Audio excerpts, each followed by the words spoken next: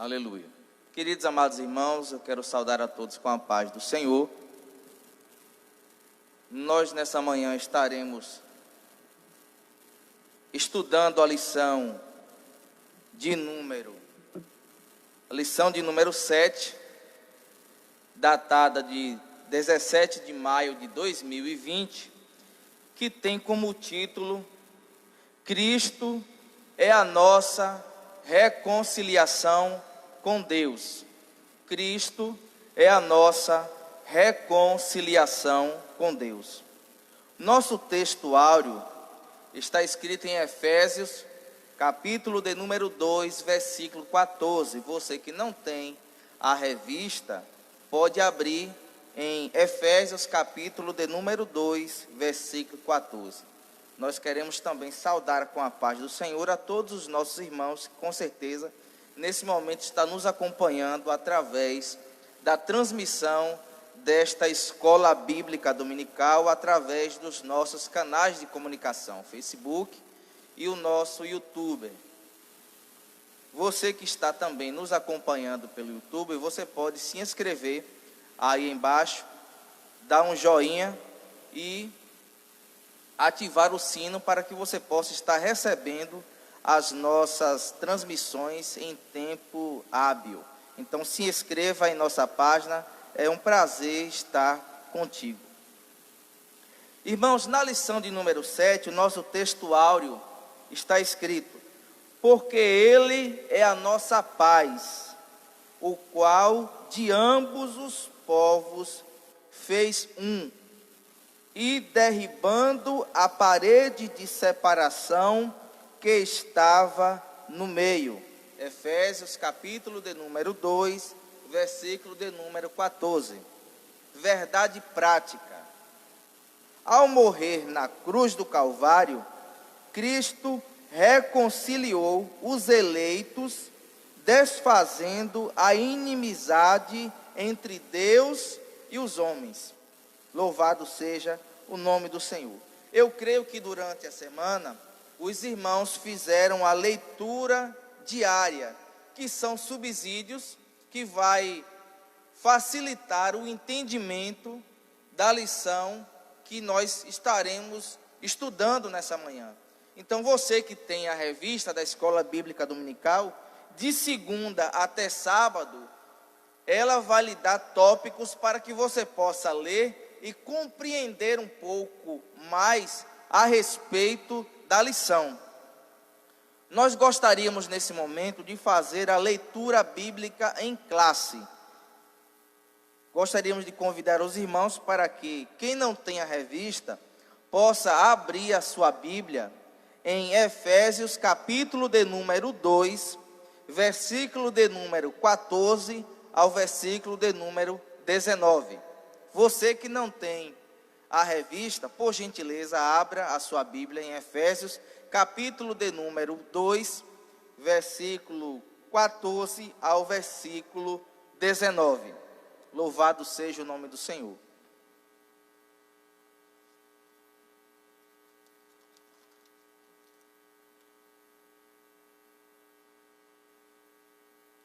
Eu irei fazer nessa manhã a introdução da nossa Escola Bíblica Dominical e logo após o nosso pastor estará assumindo nessa manhã a Escola Bíblica Dominical.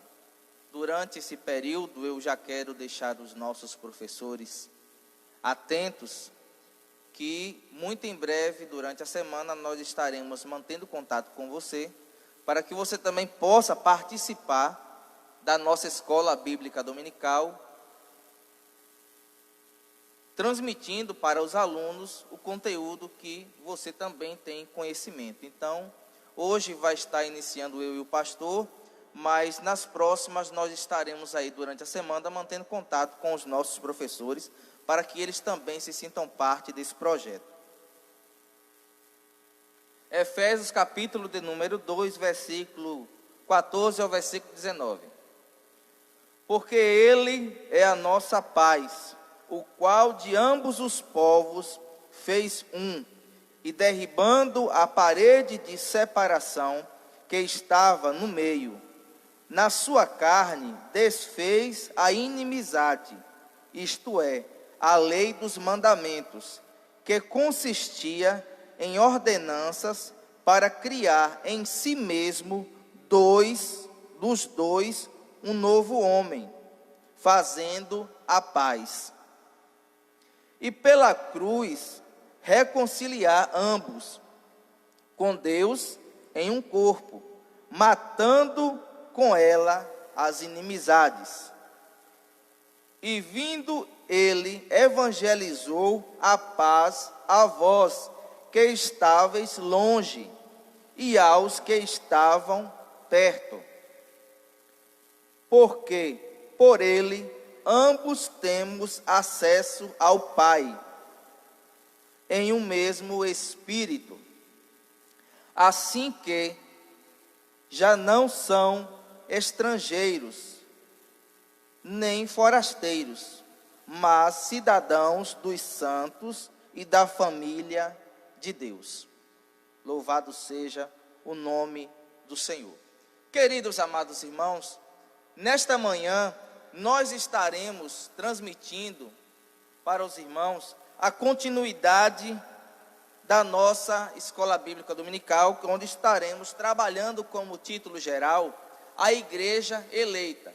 Nós já trabalhamos até agora conceitos como a eleição, conceitos como predestinação, e hoje nós estaremos trabalhando a reconciliação que Deus fez através de Cristo Jesus entre os homens e Deus.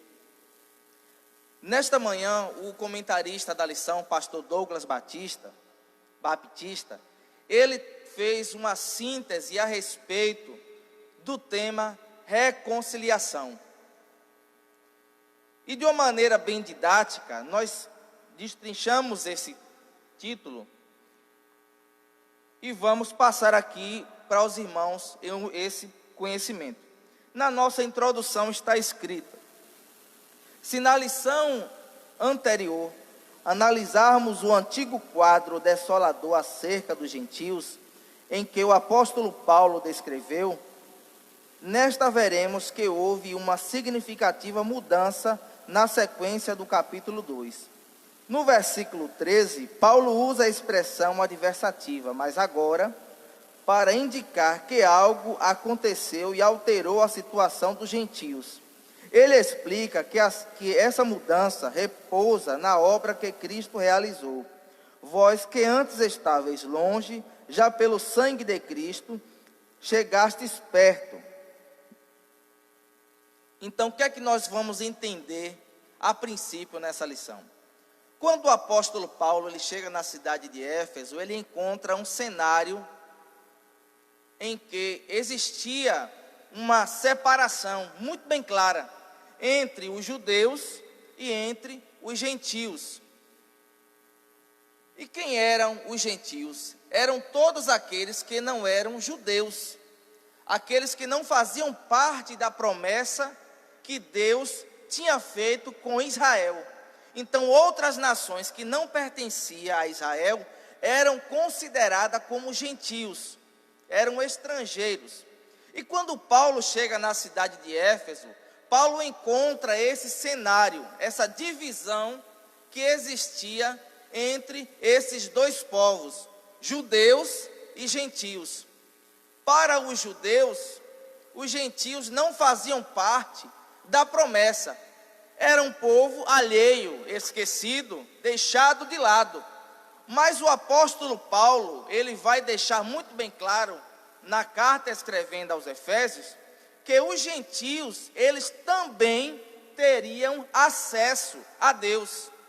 Eles também fariam parte da promessa. A promessa não era exclusivista, apenas para os judeus. Paulo vai deixar muito bem claro que a promessa também poderia ser estendida até os judeus. Então, quando Paulo chega, ele encontra esse cenário dividido entre judeus e gentios. E nesta lição, nós iremos aprender que Cristo desfez a inimizade entre os homens e Deus. e também desfez a inimizade entre os homens. E que inimizade era essa? Entre os judeus e entre os gentios. Então, nesta lição, nós estaremos vendo alguns pontos como exclusivismo religioso. É um dos subtópicos que encontramos na lição que estudaremos e que vamos, a partir de agora, começar a destrinchar sobre o exclusivismo religioso. E que exclusivismo religioso é esse? No primeiro subtópico da lição, nós estaremos vendo aqui algumas informações que o comentarista coloca ao nosso acesso. Cristo desfez a inimizade entre os homens. O exclusivismo religioso criou inimizade entre judeus e gentios. Nesse ponto, veremos que Cristo fez para dar fim a esse legítimo entre os homens, a esse litígio entre os homens, a parede de separação entre os homens. Vamos agora destrinchar um pouco a respeito dessa parede de separação. No templo em Israel, existia quatro espaços no templo. Existia o átrio, existia o pátio, o lugar santo e o santo dos santos. E que parede foi essa? Foi uma forma que os judeus encontraram de separar os gentios dos judeus.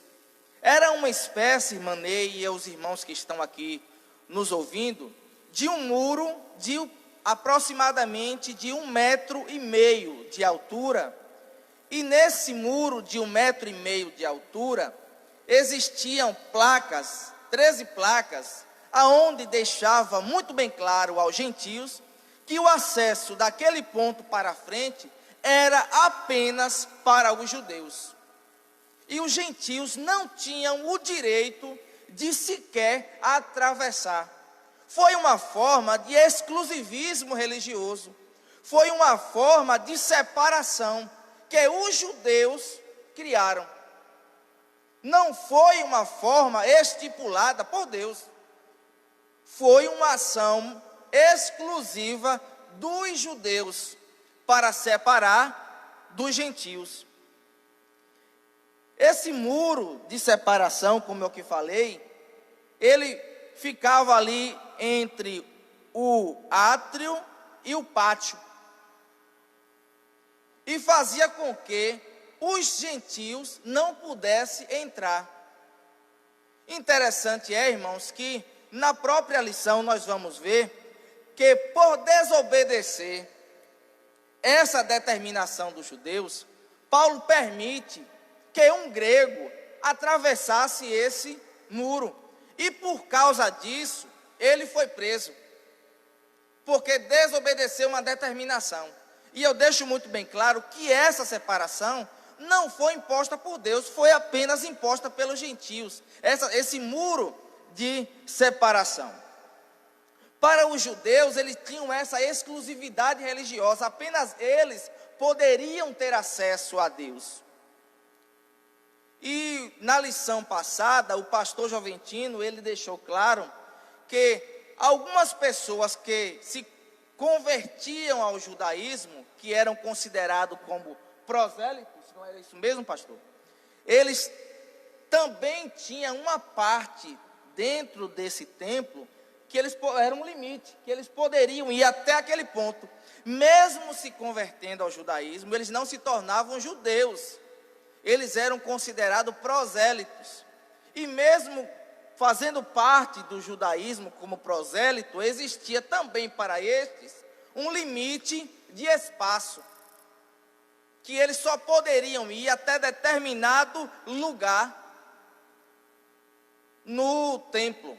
Então, nesta manhã, nós estaremos estudando a respeito desse exclusivismo religioso.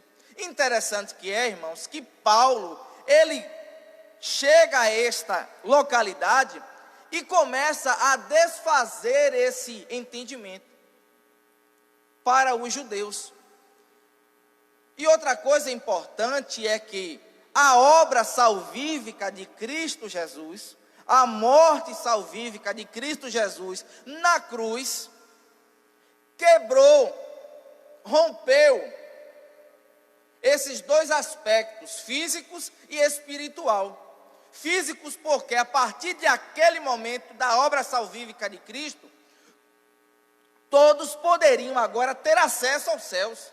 Todos aqueles poderiam ter acesso a Deus. A obra salvífica de Cristo quebra esse protocolo, quebra essa lei cerimonial, porque isso, essa divisão, esse exclusivismo religioso, fazia parte da lei cerimonial. Fazia parte da lei cerimonial. E Cristo vem e rompe a lei cerimonial. Porém, o próprio Cristo falou que ele não veio para revogar a lei. E que lei era essa que Cristo estava falando? Que ele veio para não revogar. Cristo estava falando da lei civil e Cristo estava falando da lei moral. Só que ele desfez a lei cerimonial. Por quê? Porque essa lei cerimonial separava os povos. Tinha essa exclusividade religiosa apenas para os judeus. Era como hoje alguém aqui chegasse na nossa igreja e quisesse assistir o culto, sentar nos bancos. Se nós fôssemos judeus, se tivéssemos esse pensamento como existia no passado, pessoas que não tinham se batizado, nascido de novo, eles não poderiam sequer entrar aqui no templo e sentar nos bancos para poder assistir a um culto. Era dessa forma parecida que acontecia lá em Israel, entre os judeus e os gentios. Então, Cristo desfez essa inimizade entre Deus e os homens e desfez também essa inimizade entre os homens, entre os judeus e gentios. Eu gostaria nesse momento de convidar o pastor Joventino para também participar da nossa escola bíblica dominical, contribuindo também de uma maneira significativa para o nosso aprendizado. Nós estaremos fazendo aqui essa didática de ensino para que os irmãos possam ter uma maior compreensão a respeito do tema que nós estaremos propondo.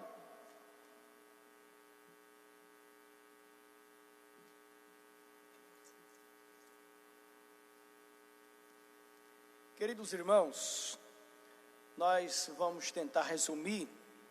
O diácono Edivar Ferreira, ele já mostrou aqui e já apresentou o contexto em que foi escrito, o pensamento do contexto em que foi escrito essa parte de Efésios capítulo 2, versículos 13, 14, 15, 16 e 17, 18 e o versículo 19, que é onde que é o texto em que a lição está comentando. O pastor Douglas Batista está comentando.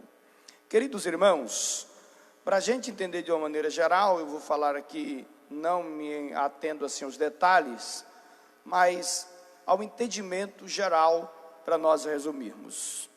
Neste capítulo 2 do livro de Efésios, o apóstolo Paulo mostra a condição em que nós nos encontrávamos. Como é que nós nos encontrávamos?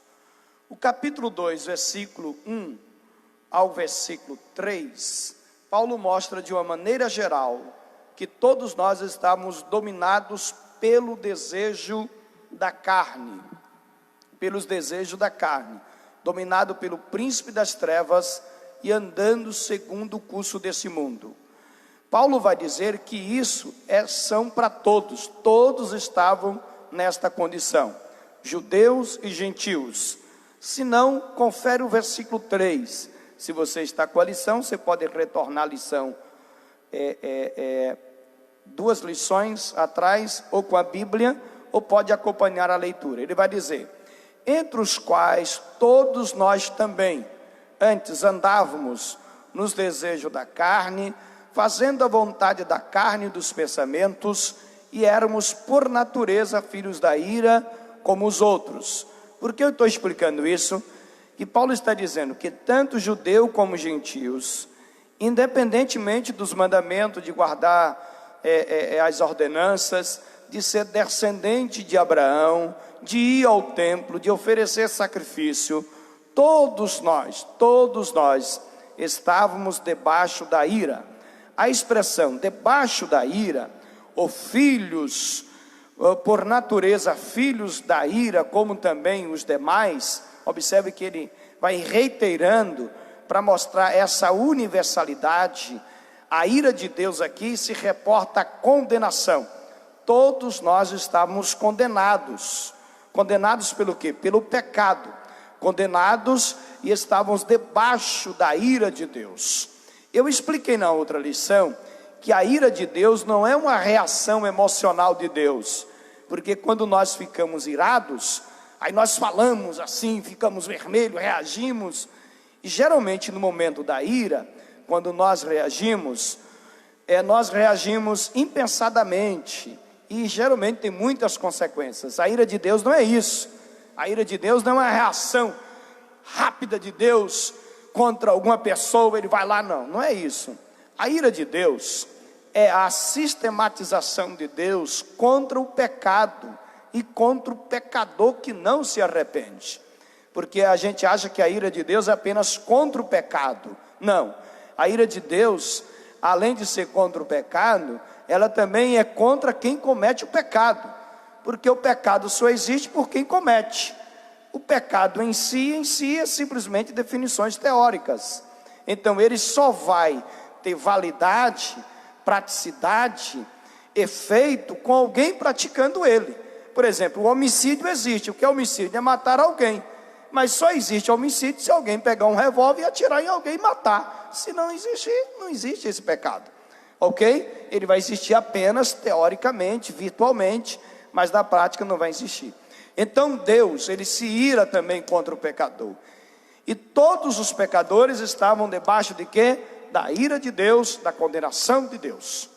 Porém, se os irmãos observarem o versículo 4, Deus vai virar a história daqueles que acreditam em Jesus Cristo e mudar. Versículo 4 do capítulo 2 está escrito: mas Deus, que é riquíssimo em misericórdia, pelo seu muito amor com que nos amou, estando nós ainda mortos em nossas ofensas, mortos, condenados, nos vivificou juntamente com Cristo, pela graça sois salvos. Então ele nos salvou, e isso fala de judeus e de gentios. Só que o capítulo 2 tem duas pericópes, ou seja, 2 parágrafos. Quem disserta, né, não, irmã Lúcia, fica mais fácil. Eu tenho falado com os irmãos que para a gente entender o texto completo da Bíblia, eu quero aqui dar um conselho hermenêutico. O que é hermenêutica? A arte de interpretar a Bíblia. É bom, em vez de quando, ler a Bíblia em parágrafo. Então você vai lá, não precisa nem digitar, você vai na internet, bota lá versão corrigida, NVI, e você pega o texto e forma o texto em parágrafo sem os versículos, considerando as vírgulas, ponto de segmento. Se os irmãos lerem assim, os irmãos vão perceber que a gente começa a ter uma visão do todo. O versículo vem no 16º século para a gente localizar aonde estavam determinados pensamentos prediletos nossos para explicar alguma coisa. Ele não veio para facilitar o entendimento. Os irmãos estão me entendendo agora a questão de versículo? Os versículos não surgiu para facilitar o entendimento. Os versículos, capítulos surgiram para facilitar localização de pensamentos, ok? Mas assim como um texto, você quando lê uma redação, para entender o pensamento do aluno, você lê a redação toda. Alguém diz que lendo a conclusão, diz que dá para entender, eu não sei, né? Mas geralmente na avaliação você lê toda a redação, 30 linhas, 40 linhas, no mínimo 20 linhas, para você entender o pensamento. É a mesma regra aplicada na Bíblia. Então é importante a gente, às vezes, ler a Bíblia sem se apegar ao versículo, mas ao texto de uma maneira geral. Então aqui tem 2 parágrafos. O primeiro parágrafo é do versículo 1 ao 10 do capítulo 2. Ele vai tratar da salvação e do problema mundial. Todos salvos pela graça, judeus e gentios. Do versículo 11, que o autor da lição dividiu em 3 lições, ao versículo 22, é um outro parágrafo. Neste aqui ele vai tratar sobre quem? Sobre a situação do não-judeu, que na Bíblia é chamado de gentios, de gente. É onde vem a palavra gente, vem da palavra gentios, estranhos, pessoas não descendentes de Abraão, não judeus. Aí do versículo 11 em diante, que é um parágrafo, ele vai tratar como era a nossa situação das nações, nós que não somos judeus. Então, nós que não somos judeus, eram discriminados pelos judeus. Os judeus nos chamavam de incircunciso, era uma discriminação, ok? Era uma discriminação. Os judeus nos discriminavam, nos rejeitavam, então nós éramos rejeitados, discriminados. Isso mostra a divisão dos povos. E o versículo 12, que foi explicado na lição, mostra como era a nossa situação, diferente dos judeus. A nossa situação: estávamos sem Cristo. Segundo, versículo 12, separados da comunidade de Israel. Terceiro, estranhos aos concertos da promessa. Quarto, não tendo esperança. Quinto, e sem Deus no mundo. Os judeus, embora estivessem na condição de pecadores, eles tinham a promessa de Cristo. Eles eram considerados a comunidade de Deus. Eles estavam por dentro das alianças, da chamada de Abraão, do pacto que Deus fez com Abraão, do pacto que Deus fez com Davi, dos 10 mandamentos, o pacto que Deus fez com Moisés. E nós não tínhamos isso, não tínhamos esperança. Os gentios não esperavam a vinda de um Messias. Os gentios viviam mais ou menos na filosofia do existencialismo, sistematizada agora em nosso século. Tudo aqui e agora ao mesmo tempo. Nós não tínhamos esperança de ressurreição, embora os gregos já acreditavam na imortalidade da alma. E sem Deus no mundo, a expressão sem Deus no mundo, era porque nós tínhamos muitos deuses, mas não acreditavam no Deus soberano, criador dos céus e da terra. Essa era a nossa condição catastrófica. Mas o versículo 13, que está na lição, estou retornando, fazendo o resumo do texto, vai dizer também que, mas agora, em Cristo Jesus, vós que estavam longe, pelo sangue de Cristo chegasse perto. Observe que Paulo usa o termo vós, vocês. Paulo não está se incluindo em nós aqui, porque Paulo era judeu, Paulo tinha acesso livremente ao templo, Paulo conhecia as alianças, o pacto. Paulo era da tribo de Benjamim. Então Paulo, embora tinha a cidadania romana, talvez, não sabe, né, se ele tenha comprado ou herdado, na verdade ele herdou isso aí por descendência, mas ele era também da tribo de Benjamim. Então ele não se inclui no nós, ele vai incluir no nós no capítulo 2, versículo 3, que ele vai dizer todos nós, mas aqui ele vai dizer vós, significa os gentios. Agora eu quero chamar a atenção dos irmãos, que há 2 viradas de página aqui. A primeira, mas Deus, sendo rico em misericórdia, é uma adversativa, ele mudou o quadro. E a segunda é que Deus também em Cristo mudou o quadro dos gentios, mas agora em Cristo, nós que estávamos longe, estranhos ao pacto, sem Cristo, chegamos perto. E perto significa aproximação. Conhecemos Deus, temos Deus em nosso coração. E isso através de quê? Dos mandamentos? De se tornar prosélito? Tornar um judeu? Não. Não precisamos tornar judeu para nos aproximarmos de Deus. Através de Cristo. Mas agora em Cristo. O agora significa dizer que antes estávamos longe, mas agora, na era presente, no momento presente, depois da volta de Cristo, nós nos aproximamos de Cristo, estamos próximos de Deus, aleluia. Temos aliança do sangue de Jesus derramado por nós, que é o Novo Testamento, aliança de Deus a favor dos seus servos. Bendito seja o nome do Senhor. Ele nos aproximou. Resumindo aqui o texto, porque o horário está passando, Paulo vai dizer que através de Cristo Deus desfez a inimizade. O irmão Divá já mostrou isso aqui bem. Eu só vou terminar assim de resumir. Ele vai mostrar que havia inimizade entre os gentios e os judeus. Isto aqui é para mostrar assim, que as inimizades, inclusive está no plural, se os irmãos lerem aí, não é a inimizade, mas inimizades no plural.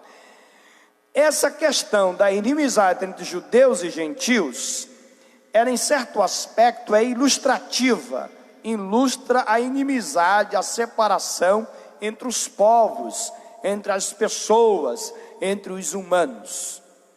Também ele fala, claro, da inimizade com Deus. Estamos separados de Deus, longe de Deus, sem Deus no mundo. Qual é uma observação interessante que John Stott faz aqui?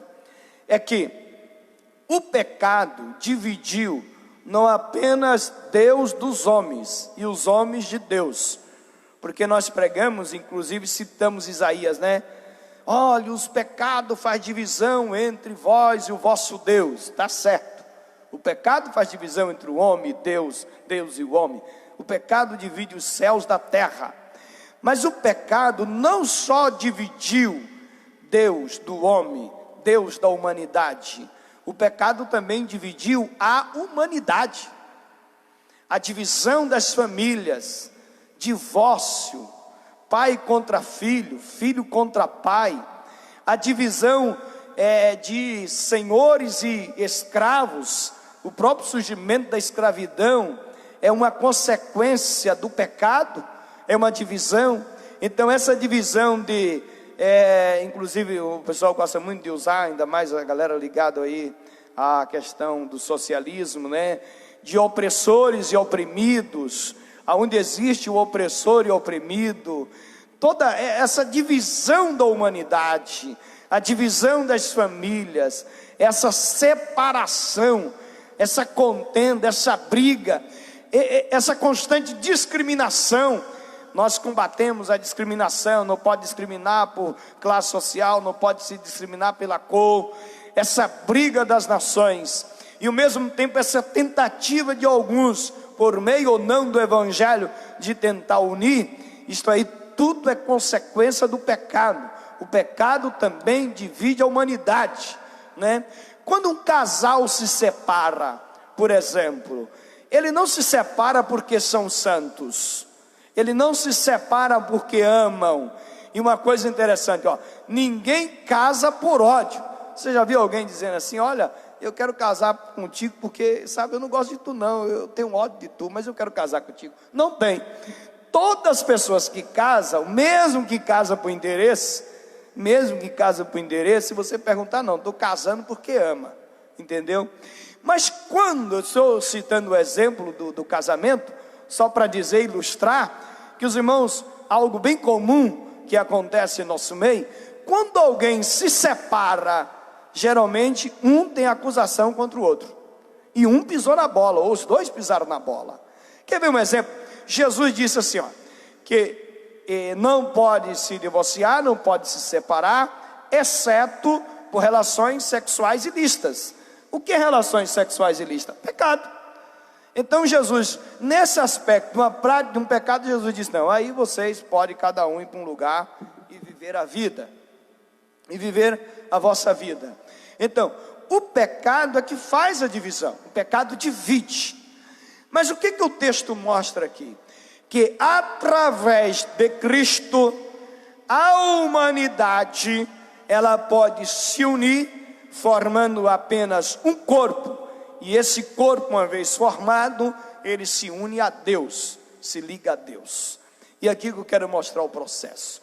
O processo de reconciliação não começa entre você e Deus. O processo de reconciliação começa entre você e o seu irmão, entre nós e o próximo, entre eu e você.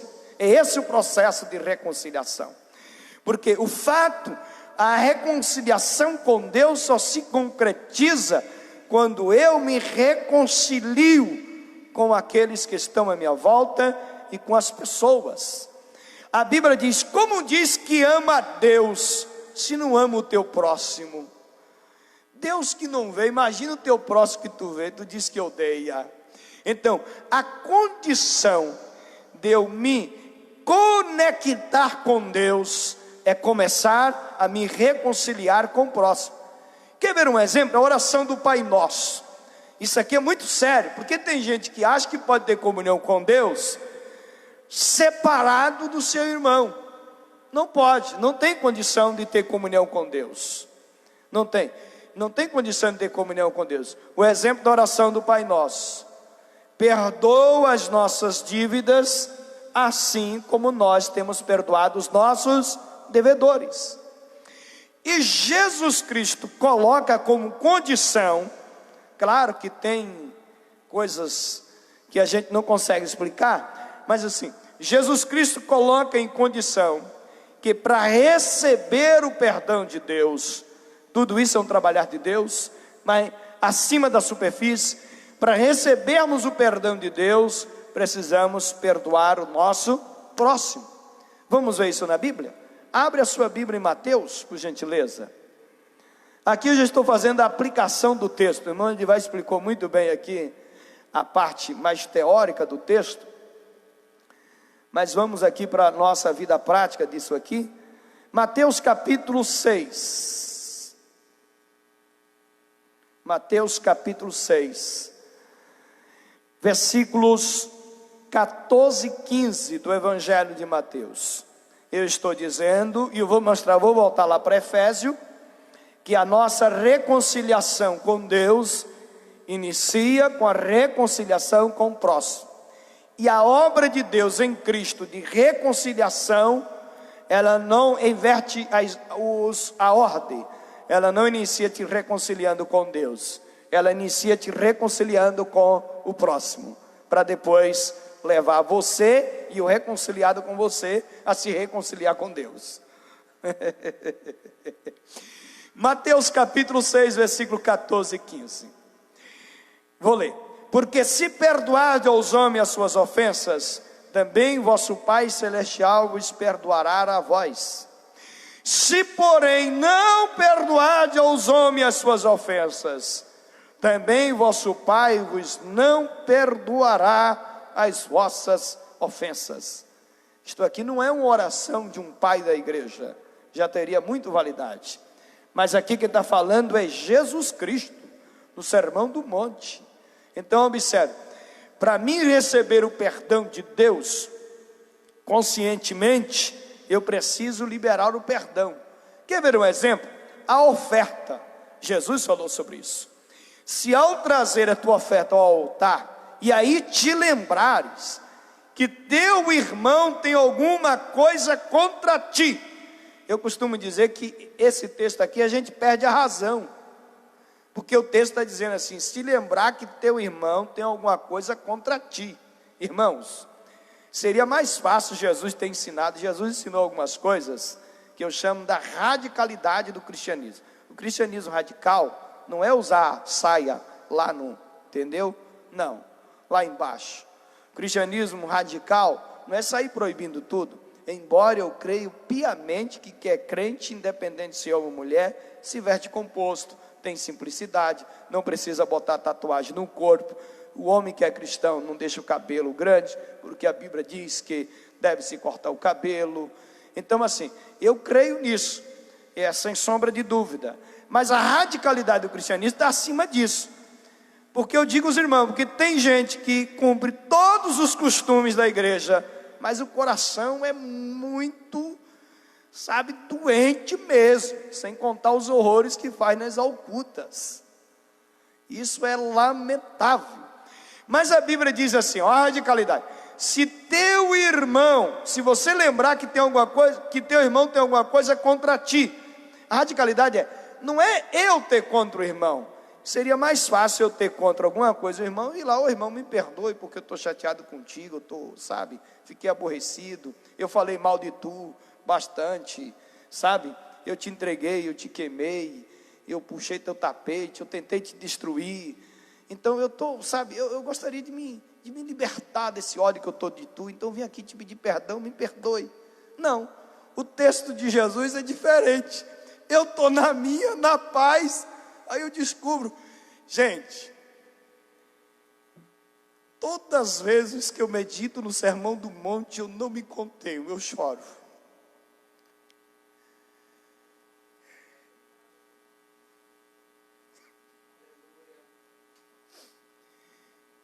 Porque às vezes nós queremos ter um padrão de cristianismo, inventado talvez pela tradição, mas o padrão está ali no Sermão do Monte. E eu já preguei algumas vezes o Sermão do Monte, preguei inclusive em série, e eu digo, quão difícil é ser cristão do jeito que está na Bíblia. E essa pandemia talvez ela venha exatamente para isso, porque quem tem fé e está apegado a Cristo, vai continuar servindo a Jesus, evangelizando, trabalhando, embora com saudade de estar reunido na igreja. Mas a radicalidade do cristianismo, eu digo, do cristianismo ensinado por Cristo, tendo principalmente o Sermão da Montanha como um resumo geral, é muito mais radicais do que o ensino de Paulo. Tem gente que diz que Paulo foi radical, porque ele escreveu que as mulheres ao chegar na igreja devem estar em silêncio. Foi uma circunstância, Paulo só escreveu aquilo para uma igreja, na outra igreja ele disse que tinha profetisa, ele escreveu para uma diaconisa. Então, se tinha profetisa, tinha diaconisa, essas mulheres eram ativas na igreja.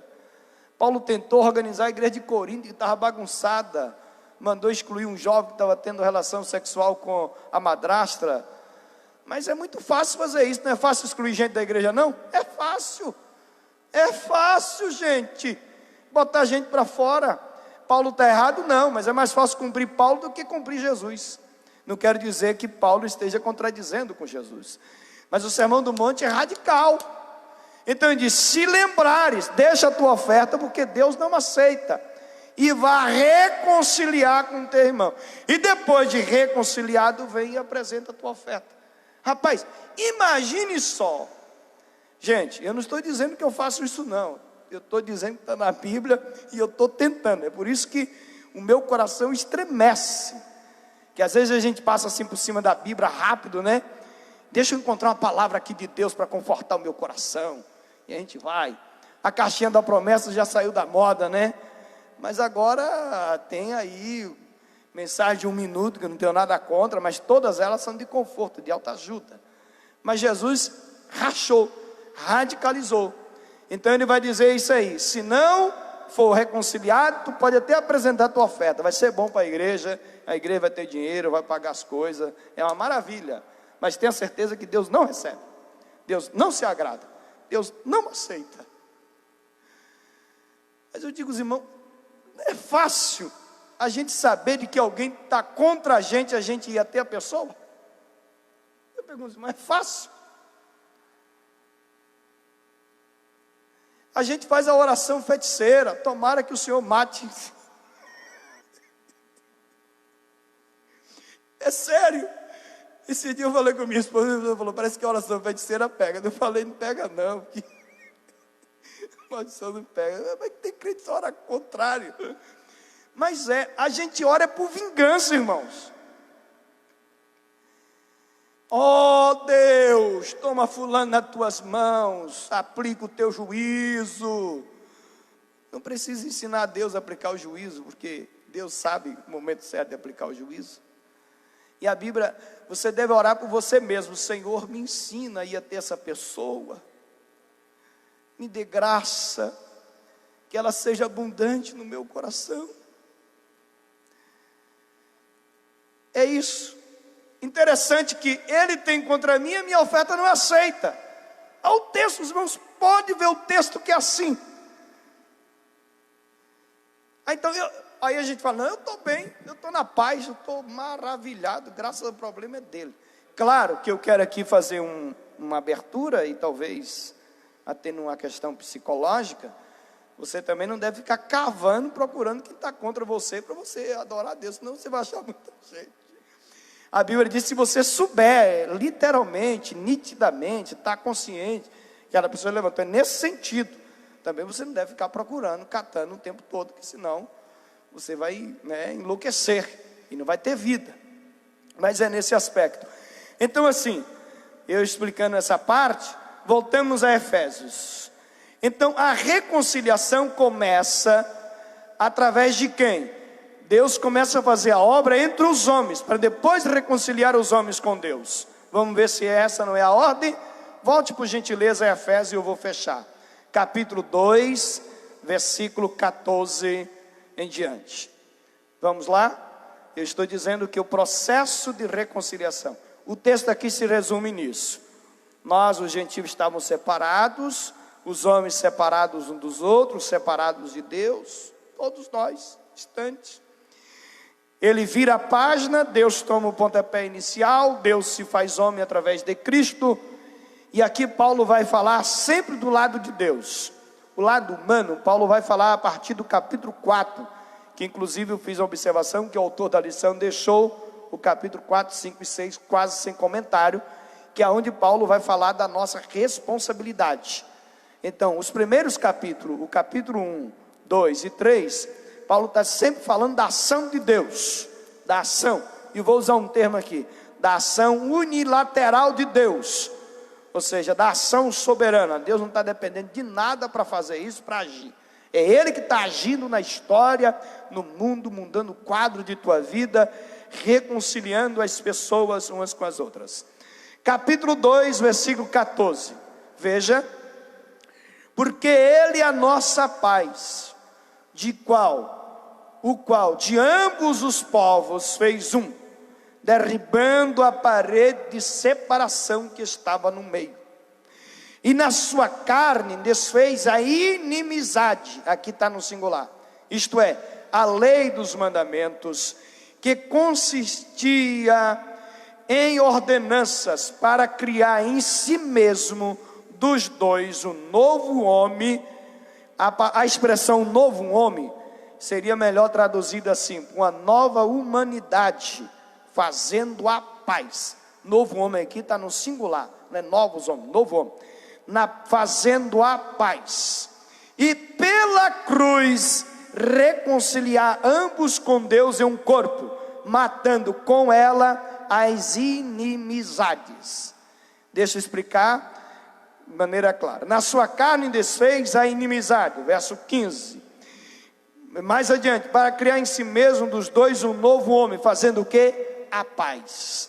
Então Deus, através de Cristo, olha o que Ele fez. Ele pegou os homens todos separados um dos outros, ilustrado entre judeus e gentios.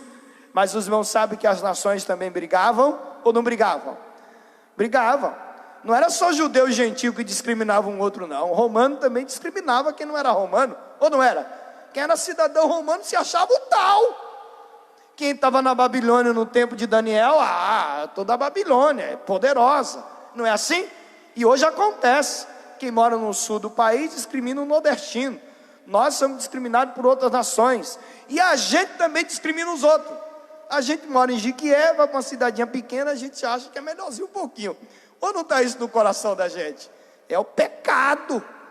Então, Deus desfez essa inimizade, reconciliando os povos em um corpo. E aqui não é uma reconciliação qualquer, como se faz politicamente, cessar a guerra. É um corpo. O corpo é quem? A igreja. Então Deus pega todos os povos, e aqueles que acreditam em Jesus Cristo, essa não é uma reconciliação, diga assim, mundial, proposta pelo mundo, de um líder mundial, não. Essa reconciliação se dá em Cristo, aqueles que acreditam em Jesus, tanto judeus e gentios, e forma apenas um corpo, a igreja. A igreja não pode ter lugar para discriminação, embora a igreja institucionalizada tenha. E ele fez o que? A paz. E depois dele reconciliar esses povos, versículo 16, pela cruz reconciliar ambos os povos com Deus em um corpo, matando com ela o que? As inimizades.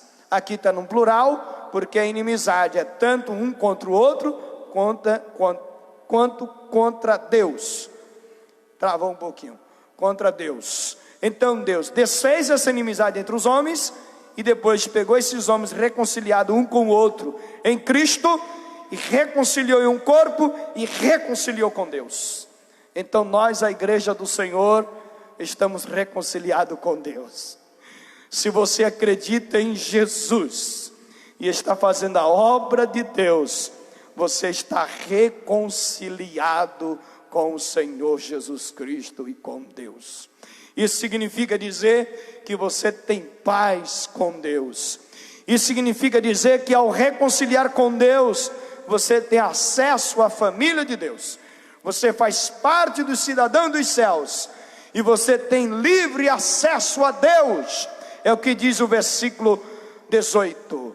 Porque por ele ambos temos acesso ao Pai em um mesmo Espírito. Versículo 17, vindo ele evangelizou a paz aos que estavam longe e aos que estavam perto. Aos que estavam longe, gentil; aos que estavam perto, judeus. Ele evangelizou a paz. Olha que coisa interessante, tanto aos que estavam longe, como os que estavam perto. Sabe o que significa? Que nem gentil nem judeu tinha paz. Eles estavam lá fazendo sacrifício, indo ao templo, sacrificando cordeiro, seguindo os rituais, radicalismo, mas nenhum deles, nenhum nem outro tinha paz. Jesus veio e evangelizou a paz para os dois, e os dois ambos têm acesso a Deus através de Jesus Cristo nosso Senhor. Quantos podem dizer amém? Que você possa reconciliar com Deus. Então nós terminamos aqui a nossa escola bíblica dominical. Que Deus abençoe, no nome de Jesus Cristo, irmão.